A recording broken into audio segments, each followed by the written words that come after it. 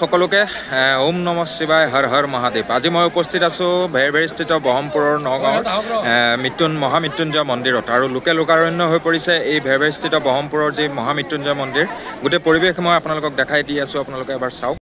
অসমৰ বিভিন্ন প্ৰান্তৰ পৰা আহি ভক্তপ্ৰাণ ৰাইজ এই মহামৃত্যুঞ্জয় মন্দিৰত আহি উপস্থিত হৈছেহি।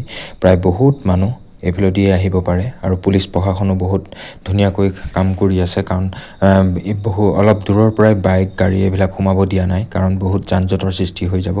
দাদা বাইদেউহঁতো আহিল, ময়ো আহিলোঁ আৰু মহামৃত্যুঞ্জয় মন্দিৰ দৰ্শন কৰি মনটো খুব আনন্দৰে ভৰি পৰিল। বহুত মানুহ ইয়াত আহি উপস্থিত হৈছেহি, লোকে লোকাৰণ্য হৈ পৰিছে মহামৃত্যুঞ্জয় মন্দিৰ। তাত এবাৰ সেৱা ল'বৰ কাৰণে আমিও আহি পালোহি এবাৰ সেৱা ল'বৰ কাৰণে। আহক আপোনালোকেও এবাৰ পৰিৱেশটো চাই যাওক।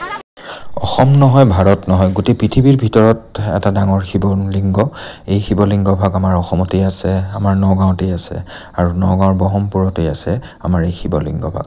বহুত ডাঙৰ আৰু বহুত ধুনীয়া এটা পৰিৱেশ তেওঁলোকে গঢ়ি তুলিলে, আৰু মন্দিৰ ভাগত সোমাই মনটো খুব ধুনীয়া লাগি যায়। আৰু ইমানেই মানুহ ঠেলা গটা, মানে কোনো ধৰণৰ তেনেকুৱা অপ্ৰীতিকৰ সৃষ্টি হোৱা নাই। সুন্দৰকৈ শাৰী পাতি মানুহক যাব দিছে, অহা আহিছে, যোৱা গৈ আছে। আৰু এয়া ব্ৰহ্মকুমাৰী সমাজৰ পৰা কিছু কাগজ বিলাই আছে শিৱৰাত্ৰি আৰু কিছু তেওঁলোকৰ কামৰ বাবে, আৰু মোকো এখন কাগজ দিলে, ল'লোঁ। তাৰ পৰা এয়া হ'ল ব্ৰহ্মকুমাৰী কাগজ দি থকা স্থান। তাৰপিছতেই মই মন্দিৰৰ ভিতৰ ভাগলৈ সোমাই যাবলৈ চেষ্টা কৰিলোঁ, কিন্তু সোমাবগৈ নোৱাৰিলোঁ, কাৰণ ভিতৰ ভাগ দৰ্শন কৰিবলৈ যথেষ্ট মানুহৰ ভিৰ আছিলে। যথেষ্ট মানুহৰ ভিৰৰ কাৰণে আমি ভিতৰত সোমাব নোৱাৰিলোঁ, কিন্তু বাহিৰৰ পৰাই মহাদেৱক এবাৰ সেৱা কৰিলোঁ। চাওকচোন কিমান ধুনীয়া এটা পৰিৱেশ, এফালৰ পৰা বতাহ এটা, খুব সুন্দৰ এটা বতাহ আহি থাকে, আৰু চাৰিওফালে আপুনি ঘূৰি পেলাই মানে কোনো ধৰণৰ আপোনাৰ আমনি নালাগে। মন্দিৰ ভাগত বহি থাকি খুব এটা আমোদ লাগে আৰু বহি ভাল লাগে। তেওঁৰ সেৱা কৰিবলৈ আহি বাহিৰত অলপ সময় নবহিলে মনটো বেয়া লাগে, বহি পেলাই আহিব পাৰিলে মনটো খুব ভাল লাগে। আৰু যথেষ্ট সংখ্যক লোক ইয়াত বহিয়ে আছে, আৰু আমিও প্ৰসাদ গ্ৰহণ কৰিলোঁ। প্ৰসাদ খাবৰ কাৰণে আমি এটা যথেষ্ট দীঘলীয়া লাইন শাৰী পাতি আমি যাবলগীয়া হৈছিলে। সেই শাৰী পাতি লাইন আগবাঢ়ি গৈ পেলাই আমি প্ৰসাদ ল'লোঁ। তাৰপিছত মন্দিৰৰ গোটেই পৰিৱেশটো এবাৰ আপোনালোকক দেখাই দিলোঁ। এয়া মই মন্দিৰৰ পিছফালৰ ছাইডত আছিলোঁ। পিছফালৰ ছাইডৰ পৰা মই সম্পূৰ্ণ আপোনালোকক আগফাললৈকে এবাৰ ছাইডটো দেখাই দিলোঁ।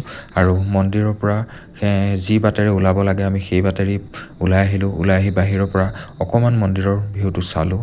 ভিউটো চাই মই যে কৈছিলোঁ বহুত এটা দীঘলীয়া লাইন পাতি আমি প্ৰসাদ ল'ব আহিলোঁ, এয়া আমি প্ৰসাদ গ্ৰহণ কৰি আমি মহামৃত্যুঞ্জয় মন্দিৰৰ পৰা বিদায় ল'লোঁ। তাৰ পৰা ওলাই আমি পুৰণা দ্বিতীয় অফিচৰ ওচৰৰ শিৱ মন্দিৰ ভাগ দেখা কৰিলোঁ। তাৰপিছতেই সন্ধিয়া সময়ত আমি ঘৰৰ তিনিওটি মানুহগৰাকী, মই আৰু মোৰ ল'ৰাটো লৈ আমি ননৈ শিৱ মন্দিৰ ভাগত এবাৰ সেৱা কৰিবৰ কাৰণে ওলাই আহিলোঁ।